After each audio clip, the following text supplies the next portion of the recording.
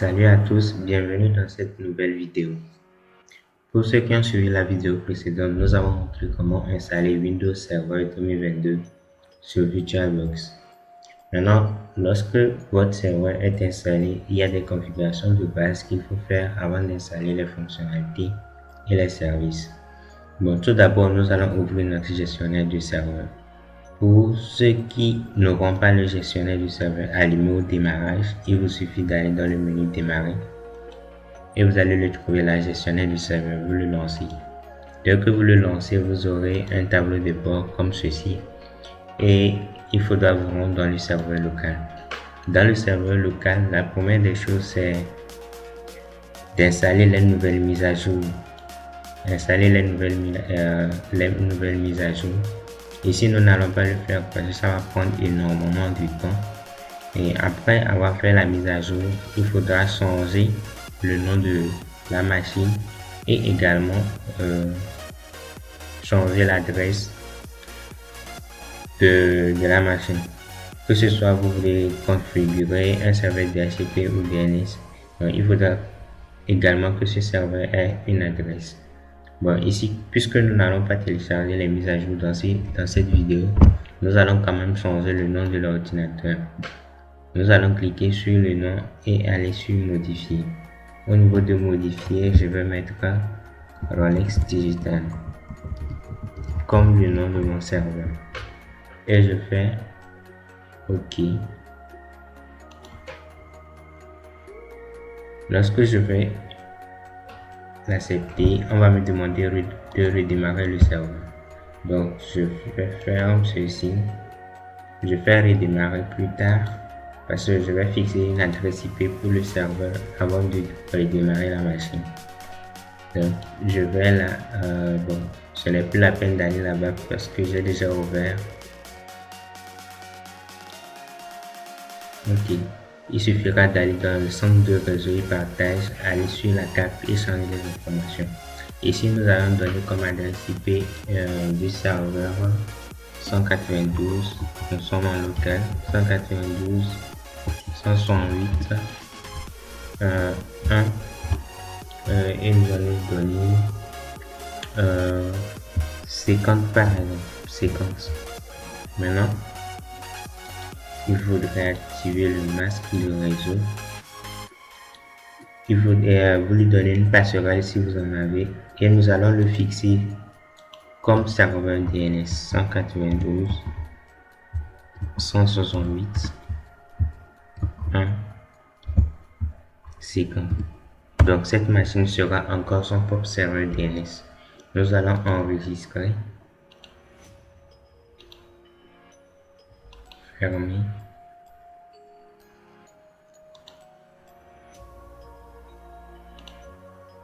Nous fermons tout.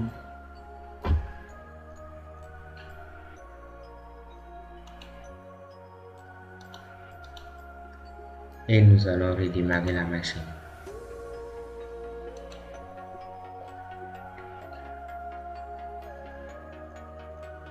Redémarrer. Ok, nous allons patienter le temps que cela redémarre. Ok, maintenant que le serveur a redémarré, nous allons nous connecter. Et maintenant commencer par installer les fonctionnalités.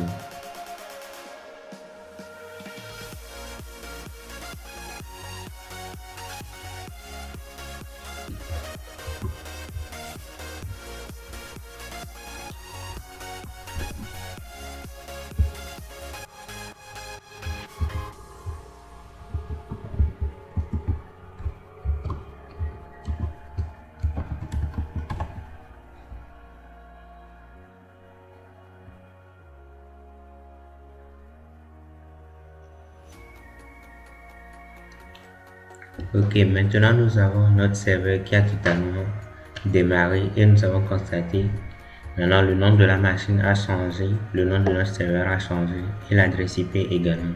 Maintenant nous pouvons commencer par installer les rôles et les fonctionnalités. Maintenant pour le faire, nous pouvons passer par le tableau de bord, ajouter les rôles et fonctionnalités pour aller dans l'onglet gérer. Bon, nous allons le faire directement ici.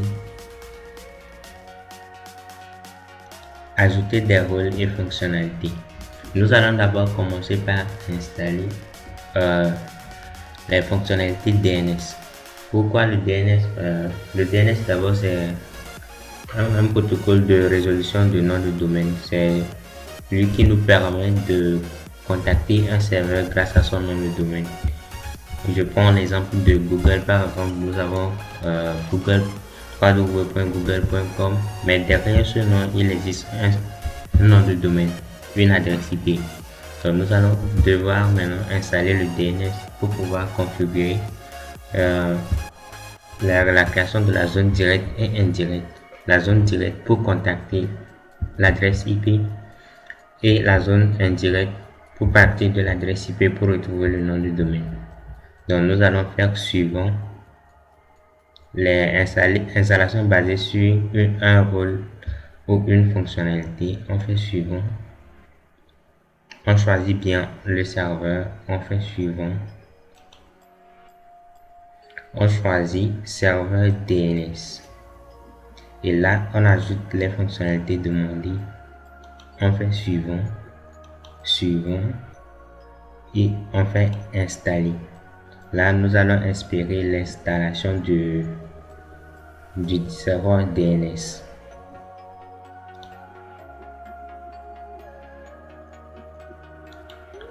Maintenant que l'installation est terminée, nous allons fermer et aller ici dans les notifications. On nous informe bien que l'installation s'est bien passée. Maintenant, nous allons aller sur le DNS. Nous faisons un clic droit et nous allons dans le gestionnaire de DNS plutôt.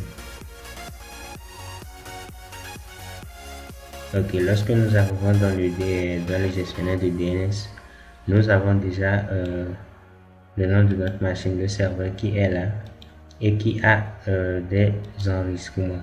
Je vous parle de la zone directe et de la zone indirecte. Donc pour la zone directe, nous allons faire nouvelle zone. Clic droit, nouvelle zone. Nous faisons suivant. Nous laissons zone principale. Nom de la zone, je vais mettre DNS primaire.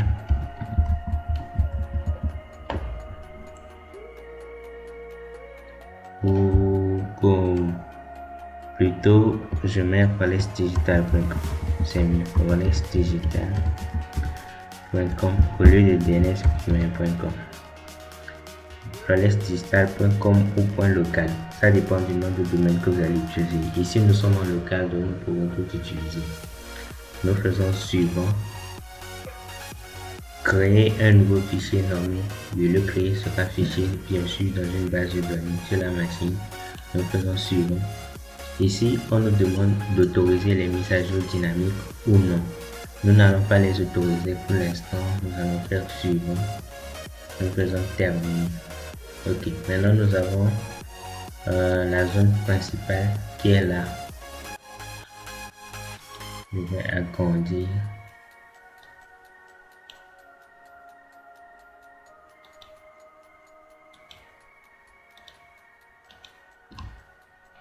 Ok, elle est en train de se créer. Maintenant, si nous allons dans cet enregistrement là, nous allons constater que nous avons deux types d'enregistrement, SOA et NS, le serveur de nom et le serveur mandataire. Alors, nous pouvons également créer un nouvel hôte, ici. Nous allons lui donner un nom.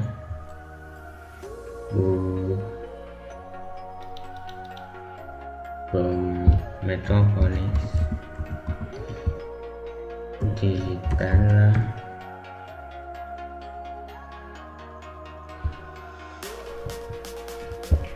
Encore une fois, nous allons mettre l'adresse IP 192 168.1.50 comme nous l'avions. Ok, et nous faisons ajouter. Ok, voilà, c'est terminé. Nous l'avons déjà ajouté. Maintenant, nous allons retourner au niveau de la zone inversée. Au niveau de la zone inversée également, nous allons créer un enregistrement. Nouvelle zone. Nous allons faire suivant. Zone IPv4. On fait suivant. Et nous allons mettre l'ID du réseau. L'ID du réseau, ça va faire 192.168.1. Et là, nous allons faire encore suivant, terminé. Et nous avons là également notre enregistrement au niveau de la zone inversée. Maintenant, nous allons créer là-bas un nouveau pointeur, un enregistrement PTR. Maintenant, pour retrouver le nom de l'autre, nous pouvons faire parcourir. Nous allons dans notre domaine et nous allons le retrouver dans la zone. Ok, il est là.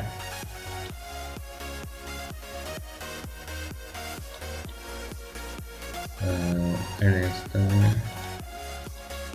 Ok, il est là. On fait OK. OK, et c'est bon. Là, nous avons notre enregistrement de type indirect qui est l'enregistrement de type PTA. Ici, là, nous avons fini de configurer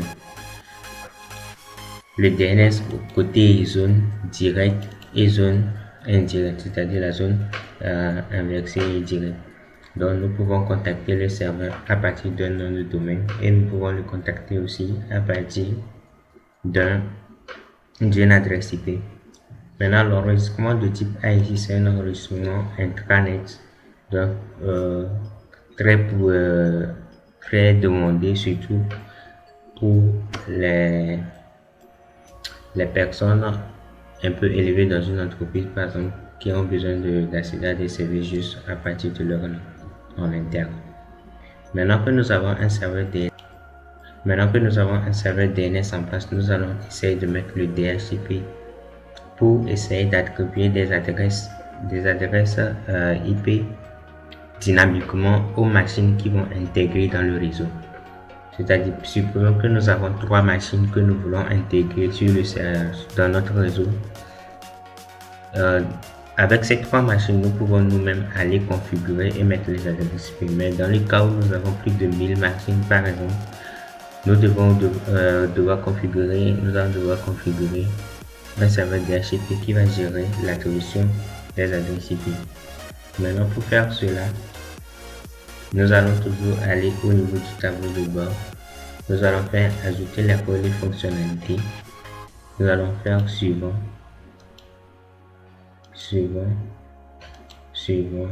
Nous allons choisir serveur DHCP. Nous ajoutons les fonctionnalités. Nous faisons suivant également. Et nous allons installer. L'installation maintenant finie, nous allons fermer et maintenant aller configurer notre serveur DHCP. Ici, on nous demande de terminer la configuration. Nous allons on fait valider et on fait fermer. Voilà, maintenant nous pouvons aller dans le gestionnaire du DHCP. Ici, nous ferons un clic sur le DHCP. Nous allons nous faire un clic droit, gestionnaire DHCP. Nous allons agrandir. Maintenant, au niveau de notre serveur, nous aurons IPv4 et IPv6.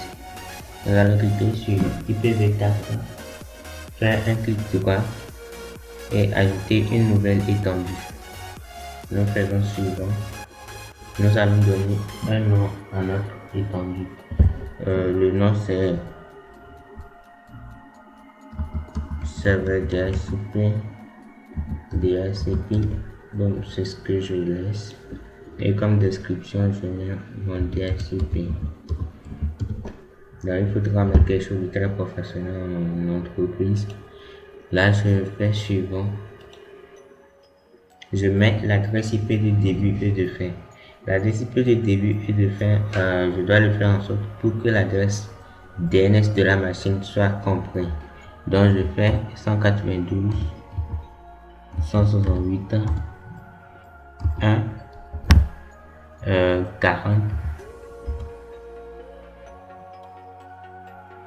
ou 840 et l'adresse de fin je fais non plutôt 41, je mets 41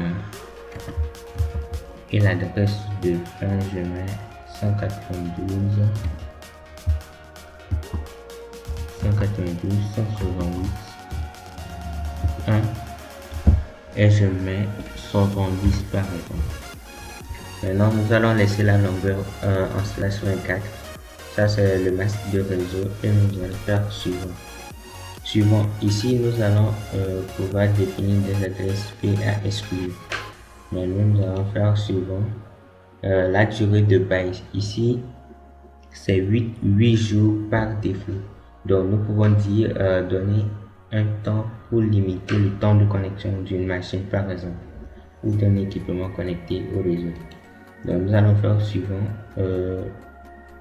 Oui, configurer le DNS maintenant, suivant.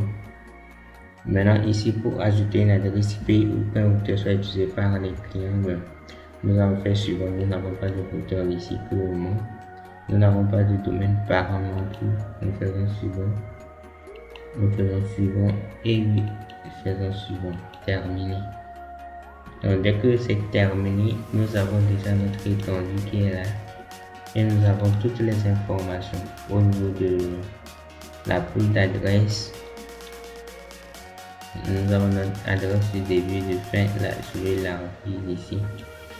Ok, nous n'avons pas encore de bonne adresse. Nous n'avons pas fait de réservation. Nous avons les options de l'étendue et autres. Donc, nous allons nous arrêter là et dans une autre vidéo, nous allons essayer d'approfondir un peu ces notions. Merci d'avoir suivi la vidéo et à très bientôt. Si vous aimez ce genre de vidéo, je vous demande surtout de vous abonner et de liker la vidéo. Merci.